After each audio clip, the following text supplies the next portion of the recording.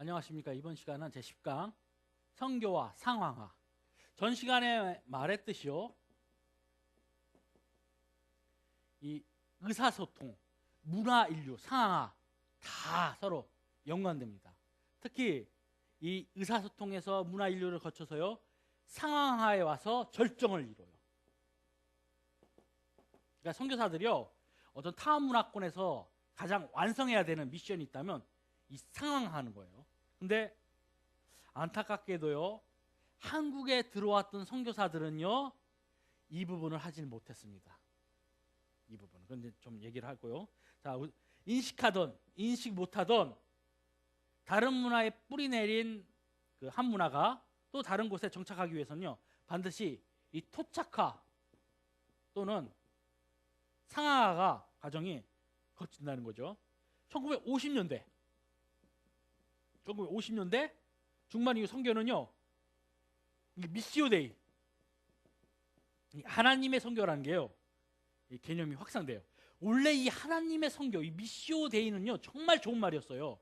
근데 이게 시간의 흐름에 따라서 복음을 전하지 않고 사회의 어떤 봉사, 사회 참여 이쪽으로 흘러져서 진보 진영이 주로 사용해요. 한국에서는 한국 기독교 장로회, 이제 한신대학교 쪽이 주로 이제 사용한대요. 감리교랑 감리교 신학대학이랑. 원래 이 미시오 데이, 하나님의 선교가 감지고 있는 건요, 본래 개념은 아주 좋은 거예요. 선교의 주체가 인간이 아니라 하나님이란 거예요. 근데 이 좋은 용어가 시간이 지나면서 변질이 되었다는 것을 우리가 이해를 해야 되는데요. 그래서 이 교회가 선교 도구가 아닌 선교적 공동체를 이제 인식하게 돼요. 그러니까 그만큼 선교가 이제 중요해진다는 건 이제 50년대 중반 이후 이제 자리 잡죠. 근데 1960년대 이제 선교가 이제 본격화되면서요, 서구 사회가 아시아, 아프리카, 남미 등에서 이제 인식의 전환을 가져요. 그동안 자문화 중심적인 선교를 했다면요, 이제 그것이 아니라 그 현지인 문화를 존중해야 된다. 그러면서 이제 나온 게 신학적 상황화예요. 그래, 우리가 그동안 현지를 문화를 신학화로 하지 않았다는 거죠. 그냥 서구 신학을 그대로 그냥 전수만 하고 했다는 것을. 그러면서 이제 인식 전환 주된 동기가요, 비서구 사회 신학자들 사이에 재인식이라요. 그러니까 서양 신학자들이 이 인식을 갖게 된 게 아니라요, 비서구, 그러니까 이제 현지 지도자들이 만들어지잖아요. 그러면서 이제 현지 지도자들이 생각하는 거예요. 신학적 상황화가 필요하다, 토착화가 필요하다, 나왔다는 거죠. 그러면서 1972년 WCC에서 신학교육기금으로서 성경 상황 안에서의 목회라는 말이 나와요. 그래서 이 보고서가 공식적으로 등장하는데요, 여기서 이제 토착화, 상황화라는 말이 나와요. 그러니까 상황화라는 말이 여기서 나오는 거예요. 이 WCC에서. 원래 토착화라는 말이 있었어요. 자, 토착화는 뭘 말하냐면 우리 네비우스 선교 정책, 한국에 했던 네비우스 선교 정책. 이 네비우스 선교 정책이 뭐죠? 자립, 자치, 자전을 강조하는 거란 말이에요. 한국 교회는 이 네비우스 선교 정책이요, 아주 성공한 교회죠. 그러니까 이 토착하는 성공이 있는데 한국 교회가 성공하지 못한 게 무엇이냐? 바로 상황화를 못했어요. 상황화를. 그러니까 한국에 들어온 선교사들이요, 이 부분을 간과했던 거예요. 이 부분을요, 상황화에 대해서 이 부분을요 간과했던 거예요. 자, 그럼 상황화는 뭐냐? 토착하는 이런 거라면 상황화는 여기에다가 하나님의 역동적인 선교 안에서 스스로 상황을 신학하는 원리를 봐. 스스로 생각하는 거. 이제 현지인들이 신학적으로 생각하는 거예요. 아, 이거 서구 선교사들이 이걸 전해줬는데 이것이 과연 맞는가? 다시 퀘스천을 붙이는 거죠. 이제 질문하는 거죠. 그래서 이제 한국에 등장하는 신학이 있습니다. 근데 문제는요, 한국에서요, 이 토착화 신학이요, 상황화 신학이 등장하는데, 이건 이제 토착화 신학이라고도 표현하는데, 자, 우리 유동식이 이제 연세대 교수였죠. 유동식이 주장한 풍류 신학이라고 있어요. 그 다음에 안병부가 주장한 민중 신학이라고 있어요. 그 다음에 변선환이가 주장한, 안병무는 이제 한신대죠. 여기는 이제 연세대 연합신학대하고 연신. 그다음 변선환은 이제 감리교신학대인데, 여기가 이제 주장한 이제 종교 혼합주의적인 신학, 이제 불교와의 연합 신학을 있고, 그리고 또 성의 신학, 유성범이 주장한, 유성범도 다 간주교 시작되고 있네요. 한의 신학, 여기서 성의 신학인데 이 성자는 정성 성자입니다. 이런 성의 신학, 뭐 풍류 신학, 그다음 민중 신학, 이러한 기독교의 복음으로부터 변질되고 왜곡된 영적 쓰레기 신학이 나오는 거예요, 이제요. 근데 문제는 이쪽 계통에 있는 이 진보 신학자들이요, 이들의 신학을요 추앙한다는 거죠. 자, 한 가지 예를 들읍시다. 안병무가 주장한 민중 신학은요, 해방 신학, 남미에서 등장한 해방 신학의 짝퉁이에요. 자, 남미 해방 신학이란 뭐냐면, 남미는요 이 정권이 안정적이지 못하다 보니까 이 비부차도 심하고 문제가 많아요. 게릴라 정권들도 있고요. 그러다 보니까 신부들이요 주일에는 미사를 집례하다가 평일에는 총 들고 싸우는 거예요. 왜? 해방을 위해서, 민중 해방을 위해서, 뭔가가 비부차를 없애고 그러기 위해서. 근데 이게 한국에 들어오면서 안병무가 뭘 줘요? 부자는 천국 못 간다, 이런 식으로 이제 주장하게 되는 거예요. 부자 자체가 천국을 못 간다는 거예요. 성경에서 부자가 천국 못 간다는 말이 어디 있어요? 성경의 세계에서는 부자에게는 부에 대한 책임을 묻죠. 그 하나님 주신 부를 잘 사용하라고 말한 것이, 부자 자체가 천국 못 간다는 말은 없어요. 근데 이런 식으로 왜곡이 돼버리는 거예요, 이 민중신학이 오면서요. 그러니까 이런 풍류신학, 민중신학, 이런 뭐 성애신학 이런 것들은요 다 쓰레기예요, 쓰레기. 근데 문제는 이쪽 신학교에 해당되는 자들은 그렇게 보지 않는다는 거죠. 이게 잘못된 이제 신학이라는 거죠. 거기다가 또 하나 봅시다. 우리 언더우드나 감리교회 선교사들은요 서구화를 반대했어요. 그리고 한국 장로교회 선교사들은요 예배당도요 한국식으로 짓기를 원했어요. 저는요 예전에 교회를 개척해서 할 때 제가 하는 교회가 상가 얻어서 했는데, 성장하게 된다면 저는요 교회 예배당을요 이 기와식, 우리 한국 전통집 그 소래교회처럼 이렇게 한옥식으로 이렇게 예배당을 짓고 싶어요. 지금도 저는요 꿈이요 예배당을 한옥식으로 지어보는 거예요. 우리식으로 마루바닥, 이런 장의자를 놓는 것이 아니라 마루바닥을 놓고 마루바닥에 앉고, 이런 한국식 그런 토착화된 예배당을 만들고 싶어요. 서구식 예배당이 아니라. 근데 서구 선교사들이 한국 들어와서 만든 게 뭐죠? 추수감사절. 이거는요 미국의 선교사들이 자신들이 신앙의 자유를 찾기 위해서 영국에서 뉴 잉글랜드라 말하는 보스턴에 도착했을 때 그때 첫 수확한 거에 감사해서 하게 된 감사제. 왜 이것을 선교사들이 그대로 한국에 전해져가지고 왜 추수감사절을 하냐고요. 미국 놈들의 절기죠, 막말로 얘기하면요. 이거는. 그리고 CCC 전도 방법으로 사형리, 이거는요 한국적 상황에 안 맞아요. 이거는요 사형리의 기본적인 뭐죠? 하나님은 당신을 사랑하십니다. 서구사에서는요 신개념이 하나님 있죠. 그러나 한국에서는요, 동양에서는요 종교 다원주의예요. 안 맞아요, 사형리 자체가. 그리고 성경 번역도요 원문을 가지고 번역을 해줬어야죠. 왜? 중국어 성경, 영어 성경을 복잡 짬뽕해서 만들어낸 개역 한글판을 만들어서 지금도 그 약간 글자 몇 군데 고치고 장사 속으로 개역거정으로 나왔어요. 원문을 가지고 해야죠. 원문을 가지고 한 건 이제 대한성서공부에서 나온 이제 세번역 성경이라고 있죠. 이제 그런 거 아닙니까? 이런 거 부분들이 서구 선교사들이, 그건 더군다나 한국에 들었던 선교사들의 가장 큰 문제는요, 현지인들을 신학화를 자신들보다 높지 않게 잡았다는 거예요. 그러니까 미국 선교사들이 나빴던 거죠.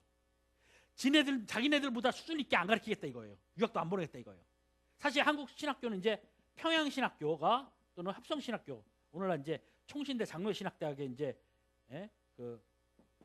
되는 학교가 평양 신학교고, 합성 이제 감리교 신학대에 있는 게 합성 신학교, 서로 뭐 두 신학교가 한국의 최초 신학교라고 논쟁하는데, 문제는요 평양 신학교나 합성 신학교나요 그 신학적 수준이요 신학교가 아니라 성경학교였다. 그러니까 얼마나 수준이 떨어지냔 말이에요. 그러니까 전혀 선교사들이요 상황화에 대해서는 신경을 하나도 안 썼어요. 그나마 토착화에 대해서는 제안을 했죠.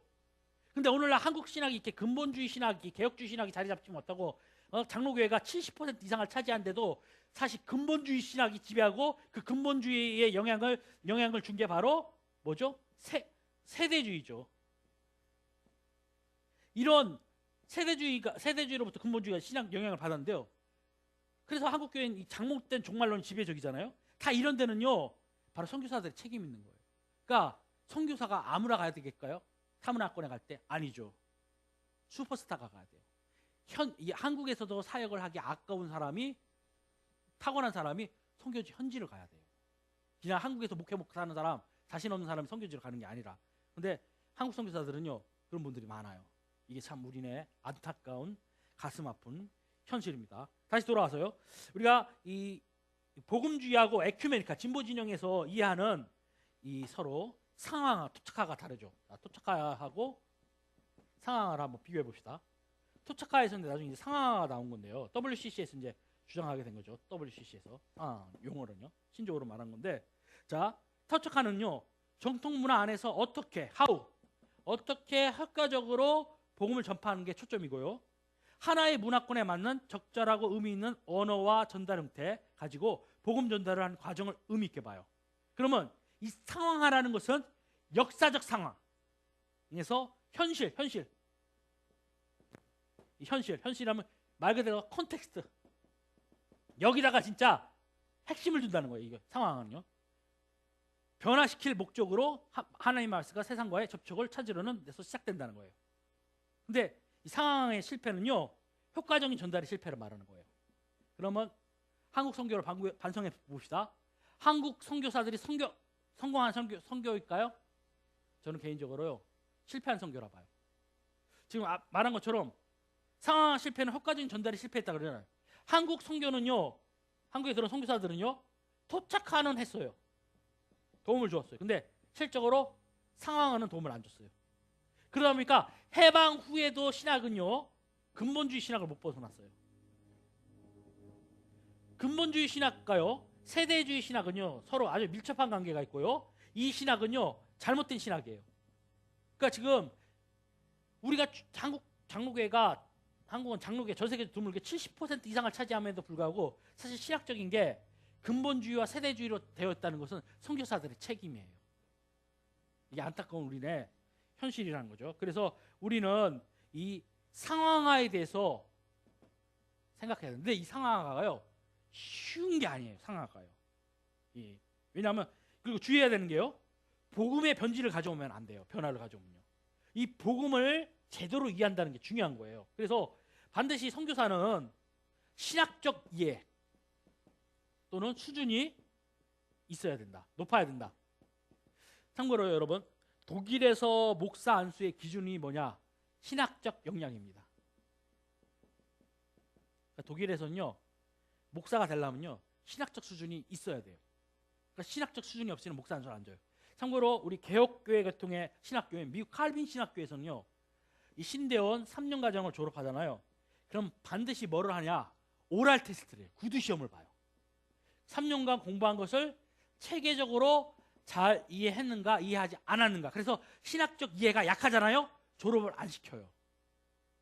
미국은 원래 청교도들에 의해 장로교회로 시작돼서 된다는데, 왜 미국이 시간이 흐를수록 장로교회 교세가 약해져서 오늘날에는 미국은 사실 장로교회가 거의 뭐 전무하다고 볼 수 있는데요. 교세가 왜 침례교회가 주를 이루었냐? 감리교회하고 미국이 그 원인이 있습니다. 침례교회하고 감리교회는요, 목사 안수를 남발했어요. 신학적 수준이 안 돼도 그냥 목사 줬어요. 근데 전통 장로교회는요, 철저하게 신학적인 걸 검증했어요. 청교도들도요, 철저하게 신학적 수준을요 중시 여겼고요. 그러니까 우리가 선교사는요, 반드시 신학적 수준이 있어야 돼요. 그래야지만이 상황할 수 있단 말이에요. 복음에 대한 바른 이해를 가지고 그 지역의 상황. 그래서 우리가 이제 이해돼야 되는 게, 선교학에서는요, 이반을 하죠. 가변성과 불가변성을 얘기해요. 불가변성이라는 건요, 절대로 현지인과 현지 문화에서 타협할 수 없는 거. 그러나 가변성은 얼마든지 바꿀 수 있는 거. 이런 것들요. 이런 것들을 구분할 수 있어야 돼요. 선교사는요. 이런 것들이 구분이 안 되면 안 된단 말이에요. 이런 것들이. 자, 예를 들어서 하나 봅시다. 선교사가 이제 선교지에 가서 성례전으로서 이제 성찬을식을 한다고 봅시다. 그럼 성찬의 재료로서 물과 포도주와 빵을 사용하죠. 근데 선교지에 가니까 포도 자체가 재배가 안 돼요. 그래서 선교사가 포도주를 사용하지 않고 현지인들이 즐겨 먹는 음료로 사용했다. 이거 이제 상황화했다 칩시다. 이게 옳을까요? 아니요. 이거는 예수님의 어록에 분명하게 예수님은 포도주로 하셨단 말이에요. 그러니까 포도주냐 포도즙이냐는 이건 논쟁할 필요가 없는 거예요. 그러나 중요한 건 원료 자체가 포도였다는 거. 이게 중요한 거죠. 참고로 여러분 지금 이 동영상을 보고 있는 여러분이 포도를 즐겨 먹지 않습니까? 이게 다 누구의 공헌인 줄 아십니까? 천주교의 선교사들의 공헌입니다. 원래 한국에는요 포도가 재배되지 않았어요. 그래서 선교사들이요 성찬을 하기 위해서 포도를 가지고 와서 재배를 해서 오늘날 우리가 포도를 먹게 된 거예요. 그러니까 그러면 선교사들은 이런 부분에 대해서 이제 이해가 이런 부분들. 근데 오늘날 그 진보교단에서 토착한답시고 이건 서양에서 준 거다. 포도주하고 빵을 먹는 건. 그러니까 기장에서는요 성찬식을 할 때 포도주 대신 막걸리를 하고 빵 대신 개떡을 하자. 그래서 이렇게 해요 실제로. 정신병자들이죠 막말로 얘기하면. 선교에 대한 개념 자체가 없는 거예요. 상황화를 잘못 이해한 거죠. 풍류신학, 민중신학, 성애신학이나 쓰레기신학이 나온 것처럼 잘못 이해한 거예요. 잘못 이해한 거예요. 그래서 미국에서는 심지어 이제는 포도주 대신 콜라로 하고 빵 대신에 포카치보로 해요. 포테이토로 한단 말이에요. 이것도 정신 나간 거죠. 그러니까 이런 얼마나 그러니까 신학적 수준이 필요하냔 말이에요. 이런 선교지에서 불가변성과 가변성을 이해하기 위해서라면요. 그래서 상황화하기 위해서는 반드시 그 전제가 신학적 이해. 이것이 중요하다. 그렇기 때문에 선교사가 되고자 원한다. 그럼 반드시 신학을 교육을 받아야 됩니다. 이것은 단지 목사 선교사에게만 해당되는 것이 아니라 선교 도우미들이 정문인 선교사들 일명 그분들도 기초 신학을 공부를 해야 돼요. 그래야지만이 바르돼요. 그러니까 오늘날 현대 신학은요 더 이상 신학교가요 목회자 양성에 포커스를 맞추면 안 돼요. 미국의 신학교육도 이제 패러다임이 바뀌었죠. 모든 그리스도인은 신학의 대상으로 보죠. 여러분 우리 개혁주의 신학자로 유명한 R.C. 스플러가 이런 말을 했습니다. 모든 그리스도인에게 신학이 있다. 신학이란 하나님을 어떻게 생각하느냐이다. 문제는 바르냐 바르지 않느냐는 것이다. 그래서 우리가 이 신학함 이게 중요하다는 것을 반드시 이해를 해야 됩니다. 근데 한국에서 지금 선교학과들이 있는데요. 저도 이제 선교학을 대학에서 공부를 했는데 아쉬운 게요. 선교학과가 신학에 좀 이렇게 중심점을 두고 가르쳐야 되는데요. 자꾸 언어에다가 그 다음에 아니면 어떤 다른 심지어 사회복지 이제 자격증 따게끔 해주더라고요. 이제 제가 나오는 학교가요. 지금 뭔가 선교학자들이 지금 똥인지 된장인지도 모르고 있어요. 이게 너무나도 안타까워요. 선교학과도 철저하게 성경 중심적이고 조직신학 중심적이고 실천적인 중심으로 신학을 기본적인 걸로 중심적으로 가르치는 선교학과가 돼야지 참된 선교학이 될 수 있다고 말할 수 있습니다. 감사합니다. 자.